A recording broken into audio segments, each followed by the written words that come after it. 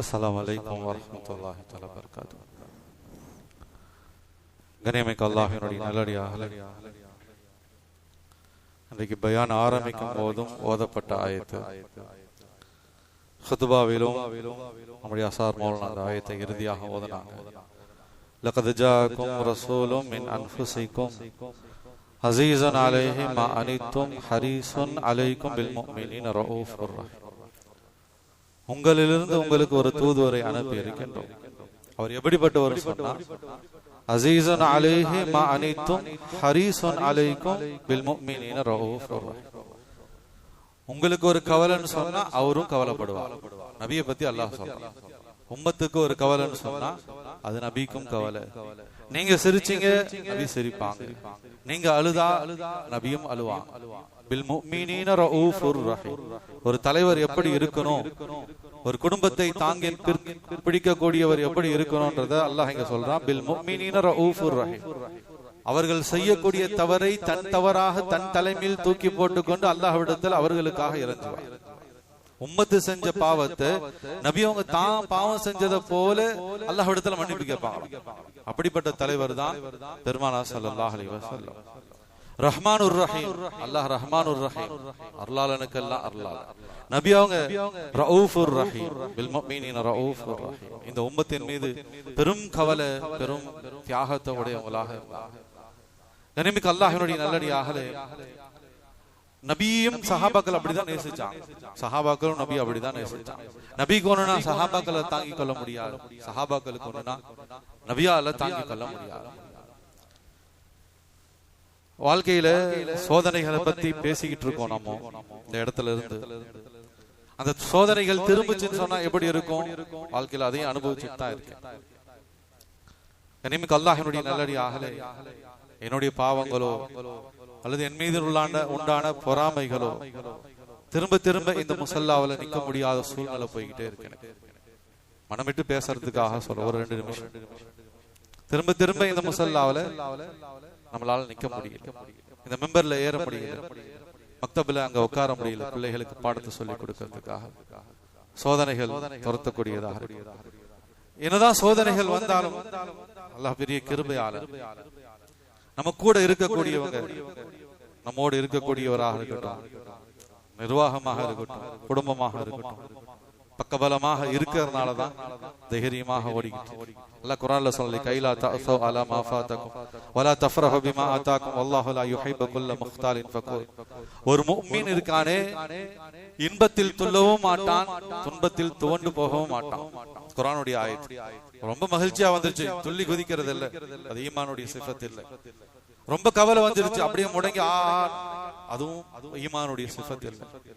அபுலஹசன் மௌலானா அடிக்கடி சொல்லுவாங்க, மௌலானா சோதனைகள் தான், சிரமங்கள் தான், ஆனா அல்லாஹ் ஈமான்தாரிக்கு எவ்வளவு பெரிய பாக்கியத்தை கொடுத்திருக்கான் தெரியுமா? நமக்கு ஆறுதல் சொல்றதுக்காச்சும் கூட ஆள் இருக்கு.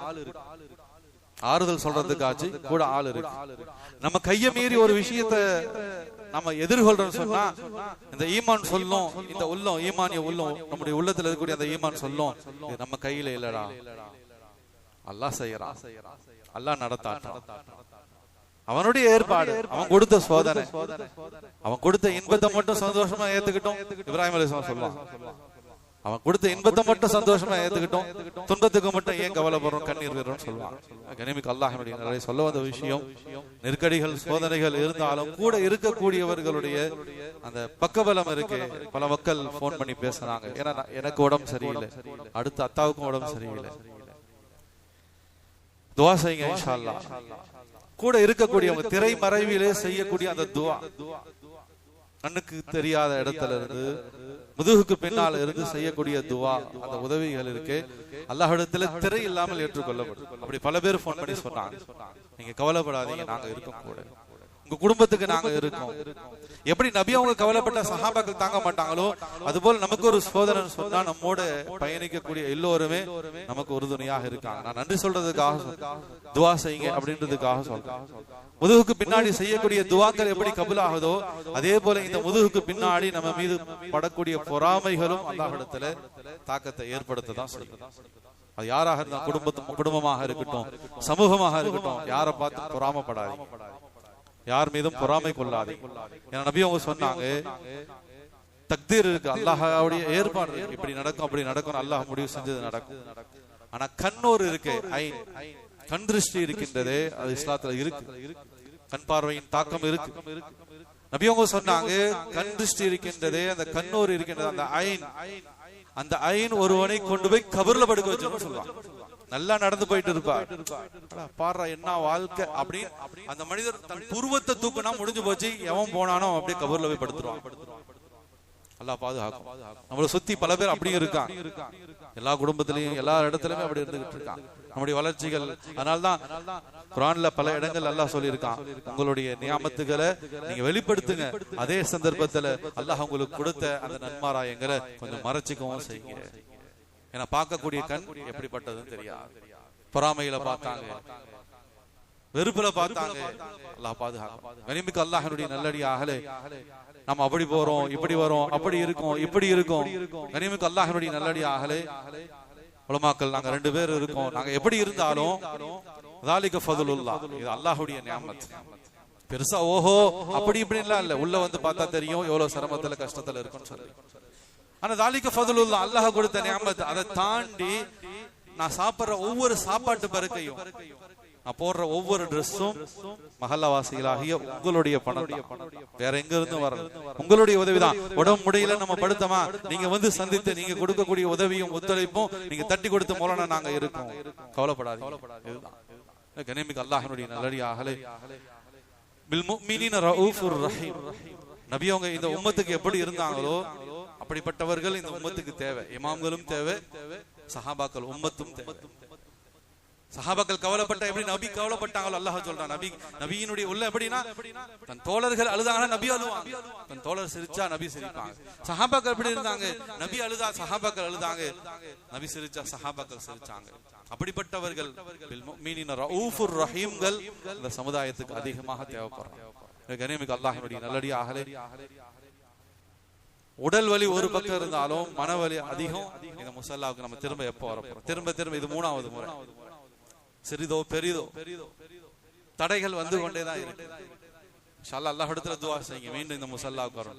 சந்திக்கக்கூடிய, வரக்கூடிய, தொடர்பு கொண்டு பேசக்கூடிய எல்லா இடத்துல நான் சொல்லக்கூடிய ஒரு பெரிய விஷயம், மன வருத்தத்தோடு நான் பதிவு செய்யறது என்னன்னு சொன்னா, திரும்ப இந்த முஸல்லாவுக்கு வரும்.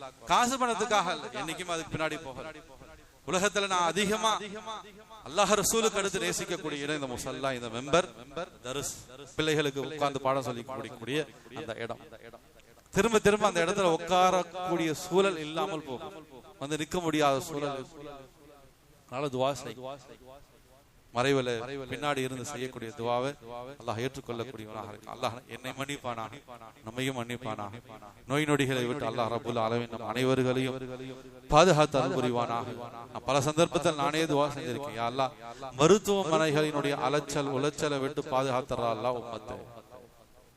அல்லாஹ் நமக்கு எவ்வளவு நியாமத்து செஞ்சிருக்கான்றதை நம்ம கொஞ்சம் விளங்கணும்னு சொன்னா, ஊர்ல இருக்கக்கூடிய எந்த ஹாஸ்பிட்டலா இருக்கட்டும், ஒரு 5 நிமிஷம் போய் உட்கார்ந்து பாருங்க. சுப்ஹானல்லாஹ், மக்கள் எவ்வளவு பெரும் சிரமங்கள்ல, எவ்வளவு சூழ்நிலைகள்ல, எவ்வளவு நெருக்கடிகள்ல, கையில காசு இல்லாம, உதவிக்கு ஆள் இல்லாம பெரும் போராட்டம்.